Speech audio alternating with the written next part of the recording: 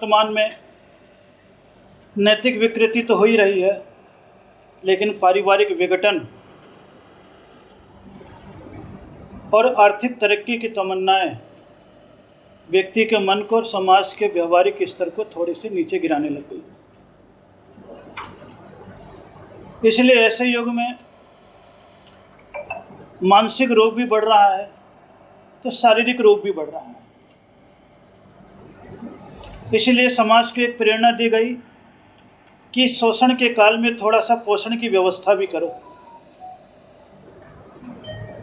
इसलिए चिकित्सीय व्यवस्था में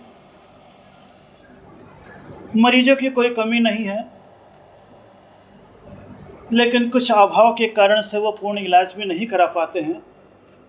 एक विचार उत्पन्न हुआ तो 5 साल पहले विशेष जनहित की भावना के साथ विकलांग हॉस्पिटल खोला गया, तो जिसमें केवल विकलांगों को ही इलाज मिलता था। लेकिन अब उसी को 6 साल के बाद व्यापक जनहित में बदलने की चेष्टा की जा रही है, ताकि जितने प्रकार के मरीज हैं, जिसमें सबसे बड़ा कैंसर का रोग, उसके लिए यहाँ पर एक व्यवस्था दी जा रही है। अभी ये क्षेत्र जैन समाज में तो परिचित है, क्योंकि समाज के लोग निरंतर आते जाते रहते हैं। लेकिन आज पत्रकार बंधुओं को आमंत्रित किया गया है कि जो चीज़ अभी वर्तमान में 4 दीवारों के बीच में कैद है, अगर आपने 8 दिन तक भी साथ दे दिया तो चारों दिशाओं में इसकी चर्चा भी हो जाएगी और मरीजों का आगमन होने लगेगा। तो आज मरीजों का रोग का पता चलेगा। लेकिन जैसी जानकारी दी जा रही है, 2 महीने से 6 महीने के बीच में उनके निरंतर इलाज की भी व्यवस्था यहाँ पर की जाएगी। थोड़ा सा चार्ज रखना इसलिए ज़रूरी हो जाता है क्योंकि फ्री में दी गई चीज़, इसलिए यहाँ पर थोड़ी व्यवस्था दी गई है। तो आज आप सभी लोग यहाँ पर आए हैं तो स्वाभाविक रूप से यही सेवा की भावना, सेवा समाज के धर्म का मूल है। तो धार्मिक वातावरण के बीच में सेवकी व्यवस्था यहाँ पर दी गई है और सेवा समाज अर्थ के रूप में कर रही है।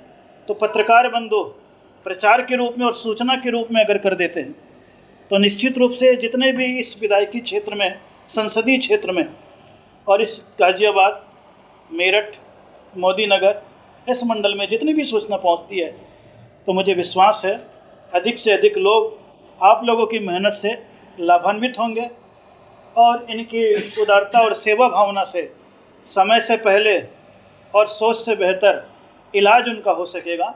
इसी भावनाओं के साथ मैंने ये जीवन आशा हॉस्पिटल का यहाँ पर निर्माण किया है, जिसके हमारे तीर्थ नायक भगवान महावीर स्वामी का मंदिर बना हुआ है, जिनकी दुआ और हॉस्पिटल की दवा दोनों का सम्मिलन जहाँ पर होगा, वहाँ पर रोगियों के रोग का भी नाश होगा, विकृतियों का बाजार भी कम होगा। क्योंकि ये रोग और कुछ भी नहीं है। जब संत और धर्म की बात नहीं मानते हैं तब शरीर में रोग का आगमन होता है। इसीलिए आपने महसूस किया होगा कि ये रोग भी अगर पनप रहे हैं तो व्यसन से, टबेको हो गया, लिकर हो गया, खान पान की अशुद्धि हो गई, फर्टिलाइज़र हो गया और कुछ अनुवांशिक वृत्ति भी हो जाती है। इन 4-5 कारणों से रोग हो रहा है। तो संत यही प्रेरणा देते हैं, भाई व्यसनों से मुक्त रहो, बाहरी संसाधनों का उपयोग कम करो, तो ताकि तुम्हारे शरीर में रोग ना हो। अगर रोग हो जाएगा, उनकी बात नहीं मानोगे, तो फिर भी दया की दृष्टि ऐसी है कि चलो तुम्हारा रोग हो भी गया है तो कम से कम यहाँ पर आओ, इलाज प्राप्त करो। और वो इलाज की भावना में पोषण की भावना है, शोषण की भावना नहीं है। इसलिए पहला शब्द आपसे कहा, शोषण के काल में पोषण की व्यवस्था के लिए एक जीवन आशा हॉस्पिटल कैंसर निदान केंद्र के रूप में और विकलांग निवारण केंद्र में यहाँ पर स्थापित किया गया, जिसकी गतिविधियाँ चल रही हैं और आप सभी लोग आए हैं। तो मुझे विश्वास है कि जो भावनाएं दी गई और अभी 5 दिन तक आप जितने मरीजों को यहाँ पर अपने पत्रिकाओं के माध्यम से सूचित कर सकते हैं और यहाँ आ सकते हैं, तो शायद उसमें से भी कोई मरीज निकलेंगे, फिर भविष्य में सारे इलाज यहाँ पर होते रहेंगे। और बिल्कुल अगर नीचे स्तर का है तो उनका यहाँ पर अन्य दृष्टि से भी फ्री भी इलाज है, कहीं पर भी कोई मनाही नहीं। लेकिन विकलांगता में इतने आगे बढ़ गए हैं कि आज यहाँ पर 5000 से ज़्यादा मरीजों का इलाज तो हो ही चुका है और कई ओलंपिक खेल में भी जा चुके हैं और वहाँ से पदक भी जीत करके आ चुके हैं। ये सबसे बड़ी बात है कि यहाँ की गुणवत्ता ने उनके जीवन को बेहतरीन तरीके से जीने का अवसर दिया है और रोगियों को कई जिनकी योग्यताएं थी उनको यहाँ के माध्यम से, संस्थाओं के माध्यम से रोजगार भी दिलाया गया। तो करीब 300 सवा 300 लोग ऐसे हैं जिन विकलांगों को इस संस्था के माध्यम से जीविकोपार्जन का साधन भी दिलवाया गया है, जो उनके परिवार की सुख समृद्धि और शांति में कारण बन रहा है। इसलिए आप भी अपनी तरफ से सेवा भावनाएं दे सकते हैं सूचना तंत्र के माध्यम से। जब कभी भी यहाँ कार्यक्रम हो इसकी सूचना पहुँचती है, रोगों का कैंप लगता है, तो निश्चित रूप से मरीजों के पास तक बात पहुँचेगी, उनका इलाज होगा।